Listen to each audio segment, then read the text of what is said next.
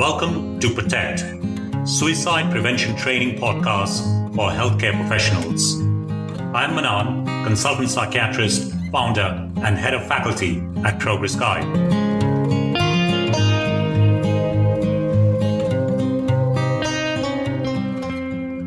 Good day, this is Mahi, your host. We're on to episode 20. We began the assess module in episode 13. Manaan provided an overview and we started looking at attitudes to suicide and why awareness regarding where one stands is so important in terms of care delivery. In episode 14, we went deeper into the first chapter of Assess, appraised decisions, and began the WHERE framework. Manaan, given we will do a case-based discussion, do you want to provide a summary of AWARE? Sure. So in episode 14, we discussed the impact of anxiety on decision-making and how assessments have a dual role. The overt stated one, i.e. to assess, and the subtle implied one, i.e. to contain the crisis, and how these two functions can be at cross purposes, and how anxiety of unearthing things that are difficult to contain may get in the way of a full, thorough exploration. In episode 15, we built on this concept further and discussed two mental spaces, rational and rationalizing. So, rational is information first, decision later. And rationalizing is decision first, followed by selection of information to support the decision or action. In that same context, we explored W for weighting in episode 16. So, how much weighting assessors put on certain diagnostic groups, namely personality disorder, substance misuse, and how suicidality in these groups often count for less. Also, how an acute course of illness gets more priority than chronic, although those who are chronically unwell may have lost touch with hope. And finally, how suicidality caused by modifiable social factors are often considered by healthcare staff as outside their core remit of work. And these patients end up receiving less support than those with a clear-cut biological mental illness. In episode 17, we explored two AWARE factors, A for agenda and R for resources. We talked about how an assessment gets skewed by the agenda that the assessor perceives. This may be an agenda in the referrer or patient or family. We then explored resources, whether that be beds or workload in a team, and its impact on decision making. We again talked about the two mental spaces, rational and rationalizing. How tempting it is to justify a resource-led decision as one that has been taken in the patient's best interest. Staying in the rational space does not suddenly give us more beds, but we are more aware of the risks involved as we have not rationalized them away by saying this is in the patient's best interest. So we might engage in far more stringent safety planning. In episode 18, we had a detailed discussion about the final AWARE factor, E for experience.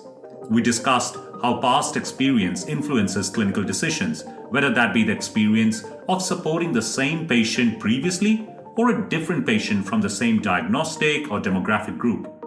We also talked at length about the professional or personal experience of suicide, ways in which it may help, as well as ways in which it may impede. In episode 19, you built on this discussion about experience further and introduced the phenomenon of creep, crash, crawl. Understanding creep, crash, crawl is essential to ground risk thresholds. It describes how risk-taking while supporting those in suicidal distress goes up over time due to suicide fortunately being a rare event. Every time a clinical decision is made that does not result in harm to the patient, the assessor believes that it was okay to take the risk. It was okay not because it was a clinically sound risk, it was okay because, as an outcome, suicide is quite rare. So the risk-taking threshold gradually creeps up to the point that it is unsafe. And then there is an unfortunate event. At the face of it, the person who suicides, there is not much that differentiates them from the 10, 20, 30 other people the clinician might have assessed that month or that year when the risk was gradually creeping up. But once a suicide happens, it does impact the confidence of the clinician. And then positive risk-taking is very difficult. It crashes through the floor and it crawls along for a while as the clinician goes through the process of soul searching and asking themselves what went wrong, how could it have gone wrong, and also the organization scrutinizes the incident with the benefit of hindsight, which might actually be quite traumatizing for the clinician. This crawl phase results in restrictive practice, which is, as we know, quite detrimental to the person being supported as it destroys agency and self-belief in the person. Essentially, the confidence of the assessor gets mirrored in the person and their family. With this context in mind, let's provide you with the first of our case studies. But first, a disclaimer. All the case studies, i.e. characters and events discussed in all our podcasts, are fictitious. Any resemblance to a person living or dead is purely coincidental. Actually, this is a fairly important point. When health professionals communicate with each other, they use diagnostic groups. For example, when a GP would write a letter to me referring a person, they may say that Mr. Smith suffers from depression. We would like your opinion on his pharmacological management of the depression that he's struggling with. Given GPs spend about 10 minutes with a patient, they cannot realistically spend more than a minute to write a letter, or else it begins to impact on the care that they will provide because it will eat into the time they have left to care for the person. So the word depression becomes a proxy for a range of symptoms: low mood, fearfulness, lack of pleasure, lack of energy, poor concentration, low self-esteem, low self-confidence, worthlessness, helplessness, hopelessness, suicidal thoughts, plans, actions, and a range of vegetative symptoms relating to appetite, weight, sleep, and sex drive. Now, every patient has not got all the symptoms of depression. They will have some of them, and their source of pain will be unique as well. But there will be more similarities than dissimilarities within a diagnostic group. So the word depression becomes a way in which one can save time. So when I hear the word as a psychiatrist, depression, it brings to life a range of symptoms that I would think about. So people may criticize this reductionist approach towards human beings, and that human beings are people and not diagnosis. But in terms of communication, that is the purpose, to save time.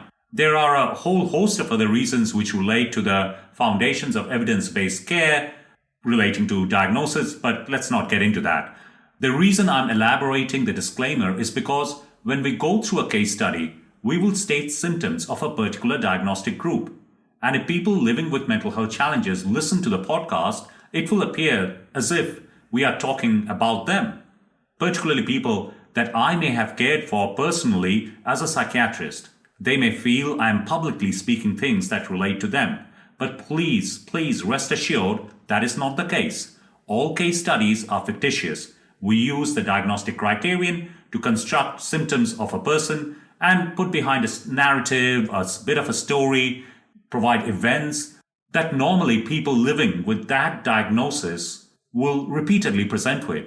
So all resemblances are coincidental, and these are all fictitious characters. Now that we have got that out of the way, let's get into the case study. I understand you wanted to explore how the aware factors relate to people living with a diagnosis of borderline personality disorder. Yes, that's correct.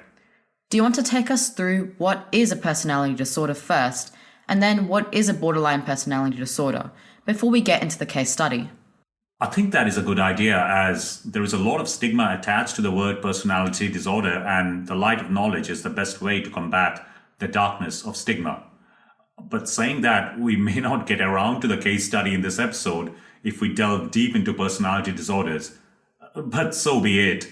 I think it's time well spent.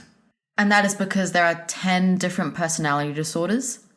Yes, that is right. There are 3 clusters, A, B, and C. Cluster A and C have 3 diagnostic groups under them, and Cluster B has 4. I have a feeling this is going to get very clinical. Well, it does not need to be. I'll try and keep things simple. Think about it. Our personality is the collection of thoughts, feelings, and behaviors that make each of us the individuals we are. We don't always think, feel, and behave in exactly the same way. It depends on the situation we are in, the people who are with us, and many other interconnecting factors. However, if you experience significant difficulties in how you relate to yourself and others and have problems coping day to day, you may receive a diagnosis of personality disorder. So, personality disorders in general are pervasive, across time and settings, and one can see enduring patterns of thinking, perceiving, reacting, and relating that cause significant distress or functional impairment. In other words, it affects a number of aspects of life. So they are like personality traits? Traits do represent patterns of thinking, perceiving, reacting, and relating that are relatively stable over time. However, for those living with personality disorders, their traits become so pronounced, rigid, and sometimes maladaptive.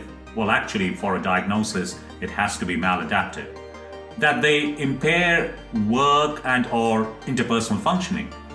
It is important to remember that people with personality disorder are not broken. They think differently and experience the world in a different way. And given we all have unique life experiences that impact the way in which we respond to the world around us, and no one really is in anyone else's shoes, there should be no judgment and there's no shame in doing whatever someone needs to do to cope with their emotions in a safe and supportive way.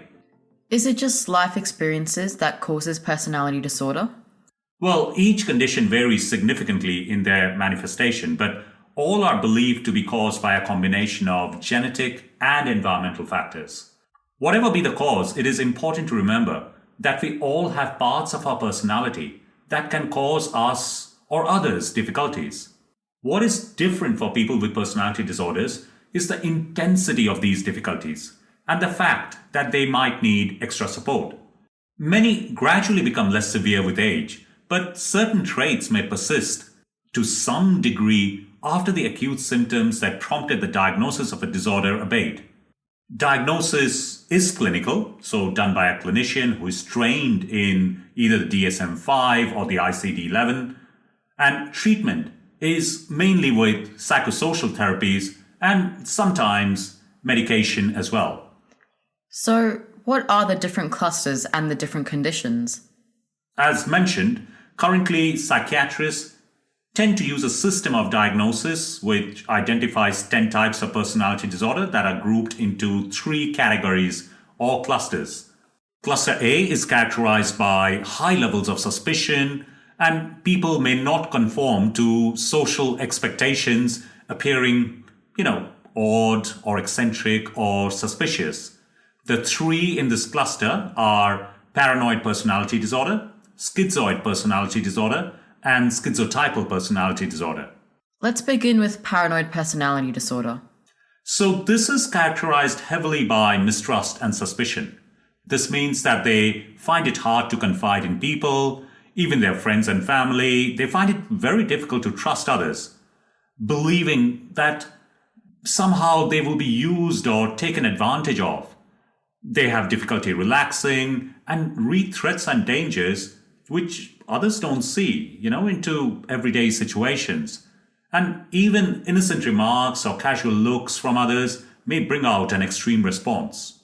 The next 2, schizoid personality disorder and schizotypal personality disorder, they sound like schizophrenia. Are they the same? For schizoid personality disorder, the primary characterization is one of disinterest in others. Many are able to function fairly well. Unlike in schizophrenia or schizoaffective disorder, they would not usually have psychotic symptoms. However, as a result of the thoughts and feelings associated with this diagnosis, they may find difficulty forming close relationships with other people, choose to live their life without interference from others, prefer to be alone with their own thoughts, pleasure in activities is limited, and they have little interest in sex or intimacy. They may come across as cold towards others.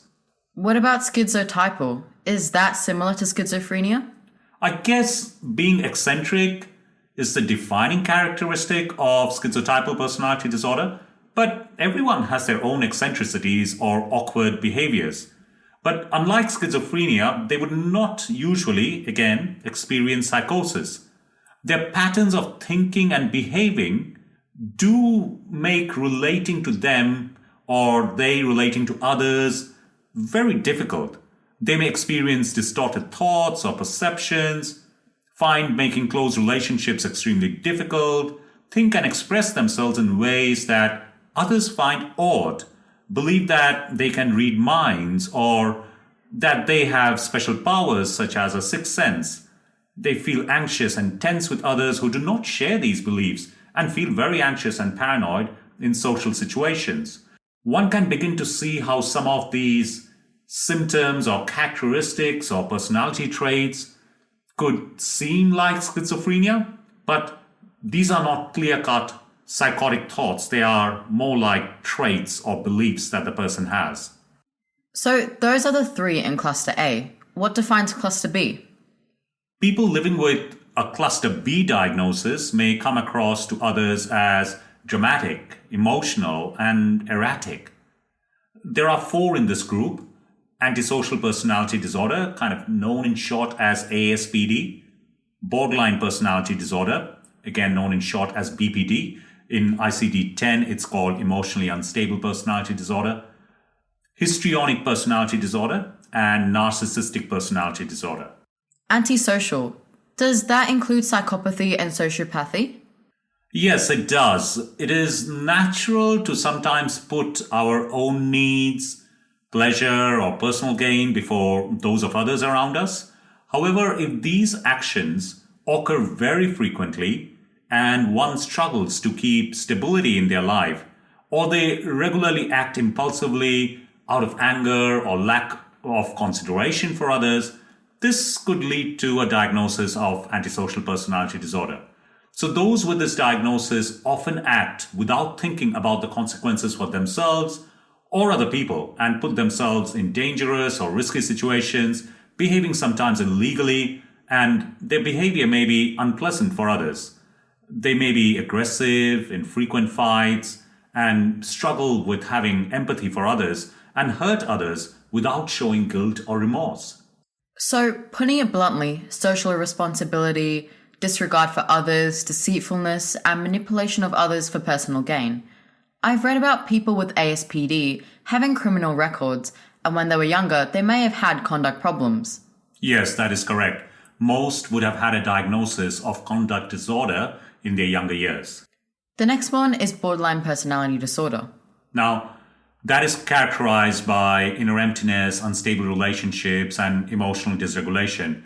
But I might save it for the next episode, as our case study, Jill, will have a borderline personality disorder. And that way it will be fresh in our listeners' minds. I don't think after going through all 10 conditions today, we will have actually time left for the case study too. So, moving on, the next is histrionic personality disorder. This is characterized in pejorative terms like being attention-seeking and dramatic. Almost the dictionary meaning. Well, there is also excessive emotionality. Most people enjoy being given compliments or positive feedback about their actions.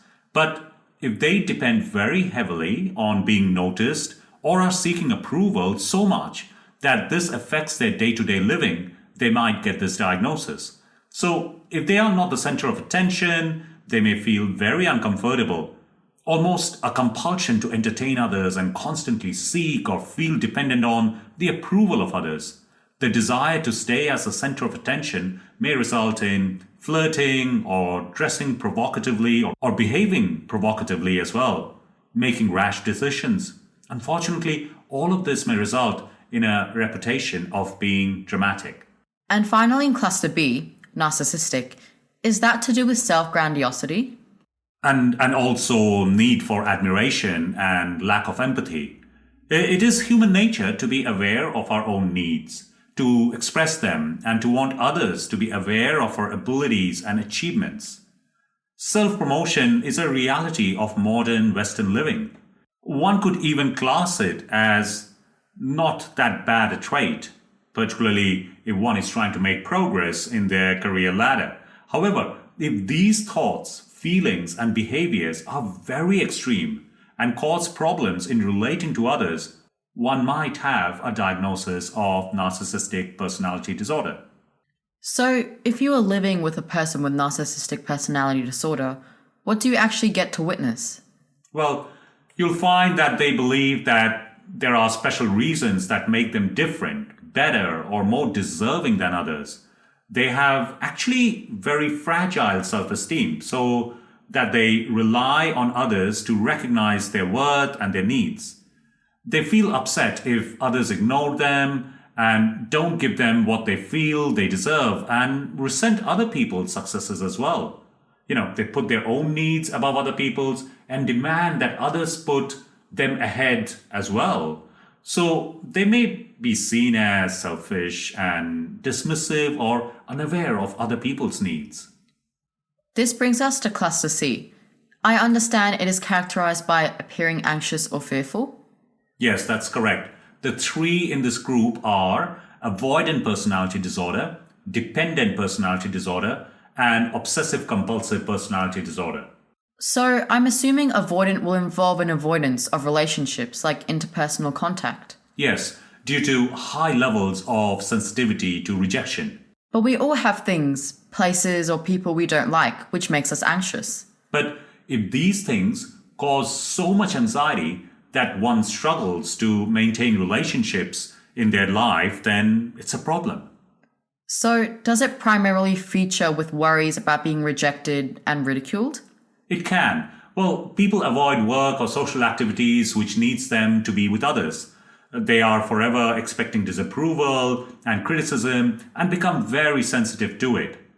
They worry constantly about being found out and rejected or being ridiculed or shamed by others. They avoid relationships, friendships, and intimacy because they fear rejection. So they feel lonely and isolated and inferior to others. They are reluctant to try new activities in case they embarrass themselves. How does dependent personality disorder differ from avoidant?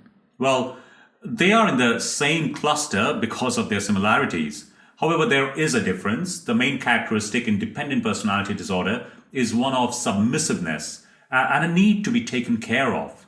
But it is natural to need other people to care for us or give us reassurance sometimes. Yes, but a healthy balance involves being able to both depend on others as well as being independent from others sometimes. However, if feelings and thoughts about needing others become so overwhelming that they impact your daily life and relationships, then a diagnosis of dependent personality disorder should be considered. So, do people come across as needy and weak? Yes, they do. They are unable to make decisions or function day to day without help or support from others. They allow or require others to assume responsibility for many areas of their life. They agree to things they feel and know are wrong. They avoid being alone or losing someone's support and are very afraid of being left to fend for themselves due to low self-confidence, seeing others as more capable than themselves. The last of the 10, obsessive compulsive personality disorder, is that similar to OCD?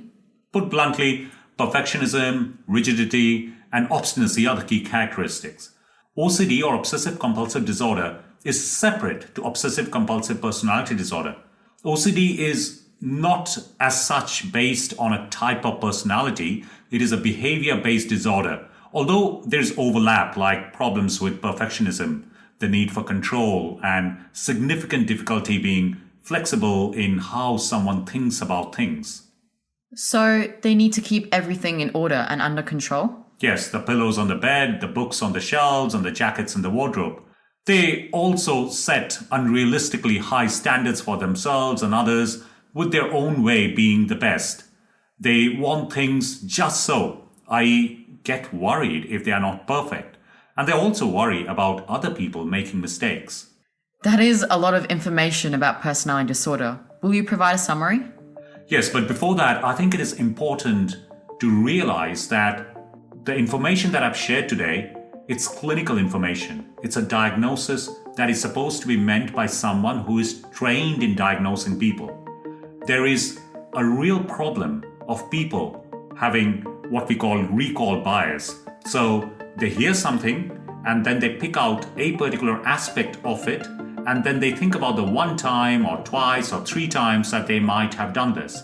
Remember, personality disorders become a disorder if it is consistent and persistent over time and it needs to be pervasive. So there's a real danger of people treating the information that I've shared today as star signs. Like in every star sign, there would be something that you will identify, which is about yourself, and lots of it, which is not about yourself. But people fixate on the bit that they relate to, and they think that star signs can actually predict how people behave and, how people are in real life. So please don't treat this information as star signs.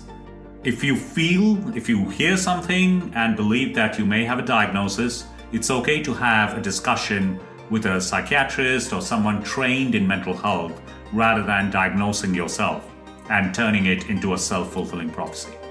Okay, so let's try and summarize all that information. So we have 3 clusters and 10 disorders.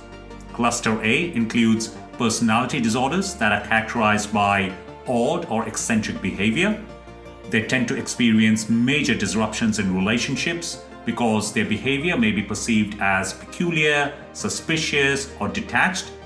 Cluster B personality disorders are characterized by being dramatic or erratic behavior. They tend to either experience very intense emotions or engage in extremely impulsive, sometimes theatrical, promiscuous, or law-breaking behavior. The most common clinical presentation is borderline personality disorder. That's what it's called in the DSM-5. In ICD-10, the same condition is called emotionally unstable personality disorder, which is perhaps a more descriptive and less stigmatizing name. And we will talk about this condition in much more detail in the next episode. And finally, cluster C personality disorders are characterized by pervasive anxiety and/or fearfulness. That is an excellent summary. We never got around to Jill, our case study, as we ran out of time, but we promised to talk about Jill next time and how the where factors relate to Jill. We will also spend time delving deeper into emotionally unstable personality disorder or borderline personality disorder. Today's episode was a very content-heavy episode based on factual knowledge. Pause and think about your clinical practice and what challenges you face with specific personality disorders. If you have specific questions, please do email us at admin@progress.guide. Share your musings with us, tweet your thoughts about waiting, and tag #GuideProgress. It helps get the word out about the podcast to more professionals and supports progress to practice. You can access all the transcripts at www.progress.guide.